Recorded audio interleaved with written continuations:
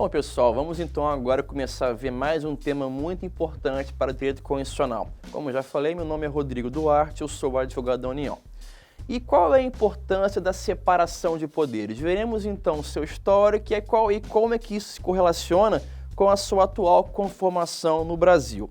Em termos históricos, as primeiras bases teóricas para a tripartição de poderes foram lançadas na Antiguidade grega por Aristóteles, na sua obra Política, em que esse pensador vislumbrava a existência de três funções distintas feitas pelo poder soberano, quais sejam a função de ditar normas gerais a serem por todos observadas, a de aplicar essas normas gerais ao caso concreto, administrando propriamente dito, e também a função de julgamento, dirimindo os conflitos que vierem da execução das normas gerais nos casos concretos.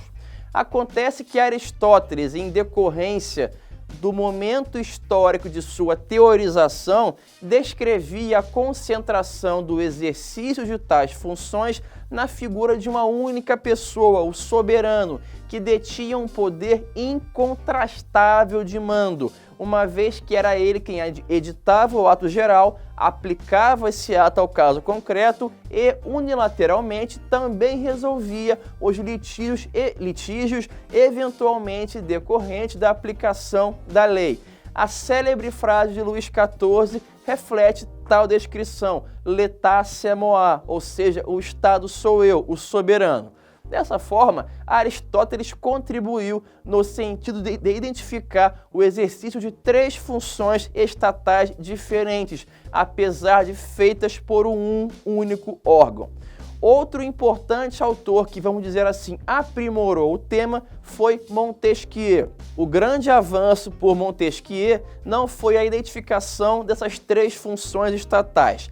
De fato, partindo da visão de Aristóteles, esse pensador francês inovou ao dizer que tais funções estariam intimamente conectadas a três órgãos distintos, autônomos e independentes entre si. Cada função corresponderia a um órgão, não mais se concentrando nas mãos do soberano, as três funções a serem exercidas. Essa teoria surge em contraposição ao absolutismo, servindo de base estrutural para o desenvolvimento de diversos movimentos, como as revoluções americana e também a francesa. De acordo com essa teoria, cada poder exerceria uma função típica, inerente à sua natureza, atuando independente e autonomamente, não mais sendo permitido a um único órgão legislar, aplicar a lei e julgar de modo unilateral, como ocorria no absolutismo. O objetivo da separação de poderes é preservar a liberdade individual, combatendo a concentração de poder, isto é, a tendência absolutista de exercício do poder político pela mesma pessoa ou pelo mesmo grupo de pessoas. A distribuição do poder entre órgãos estatais dotados de independência é tida pelos partidários do liberalismo político como a garantia de equilíbrio político que evita ou, pelo menos, minimiza os riscos de abuso de poder. O Estado que estabelece a separação dos poderes evita o despotismo e também assume feições liberais. Do ponto de vista teórico, isso quer dizer que na base da separação de poderes encontra-se a tese da existência de nexo causal entre a divisão de poder e a liberdade individual. A separação dos poderes persegue essa visão de duas maneiras. A primeira delas, impondo a colaboração e o consenso de várias autoridades estatais na tomada de decisões. E a segunda maneira, estabelecendo mecanismos de fiscalização e de responsabilização recíproca dos poderes estatais, conforme o desenho institucional dos freios e também de contrapesos. Dentre os vários exemplos desse mecanismo de freios e contrapesos, em razão da interpenetração dos poderes, interferências ou controles recíprocos com o viés de evitar abuso de poder, podemos destacar alguns exemplos. O primeiro deles, compete privativamente ao Senado Federal, como se fosse legislativo, processar e julgar o presidente e também o vice-presidente da República, Poder Executivo, nos crimes de responsabilidade, conforme o artigo 52, inciso 1º da Constituição. Outro exemplo, as medidas provisórias que o presidente adota e Poder Executivo poderão ser rejeitadas pelo Congresso Nacional, Poder Legislativo. Mais um exemplo, o chefe do Poder Executivo pode sancionar ou pode vetar projetos de lei aprovados pelo Parlamento, Poder Legislativo. E agora em relação ao Judiciário, outra maneira de freio e contrapeso, os juízes judiciários poderão declarar que uma lei do Legislativo é inconstitucional ou que um ato normativo do poder público é inconstitucional. Como exemplo disso, temos os decretos autônomos que o Poder Executivo elabora que podem ser vistos como inconstitucionais pelo Judiciário.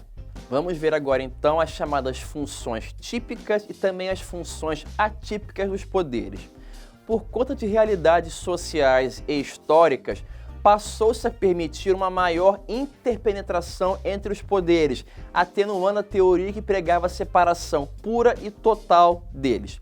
Dessa forma, além das funções típicas que são predominantes, inerentes à natureza de cada poder, cada órgão também possui também funções atípicas, de natureza típica dos outros dois órgãos. Assim, o Legislativo, por exemplo, além de ter uma função típica inerente à sua natureza, legislar, por exemplo, exerce também uma função atípica de natureza executiva e outra função atípica de natureza jurisdicional. É importante ressaltar que, mesmo na sua função atípica, o órgão exercerá uma função que é dele, não havendo, portanto, ferimento ao princípio da separação de poderes, porque tal competência foi assegurada na Constituição pelo poder constituinte originário. Vamos ver então alguns exemplos de funções típicas e atípicas de cada poder. Em relação ao Legislativo, ele, ao legislar, pratica uma função típica. Porém, ao julgar o presidente da República em crimes de responsabilidade, pratica uma função atípica. Agora, em relação ao Executivo, ao praticar atos de governo, realiza uma função típica. Porém, ao editar uma medida provisória, ele pratica a função atípica de legislar.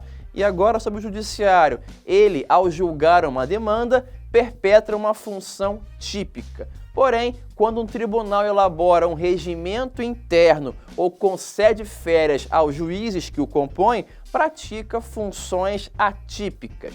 Assim, para facilitar, podemos definir as funções típicas de cada poder da seguinte forma. Temos a função legislativa, edição de regras gerais, abstratas, impessoais e inovadoras da ordem jurídica, chamadas leis. A função executiva, que resolve os problemas concretos e individualizados de acordo com as leis. E a função jurisdicional, que tem por objeto aplicar o direito aos casos concretos a fim de dirimir conflitos que estejam acontecendo.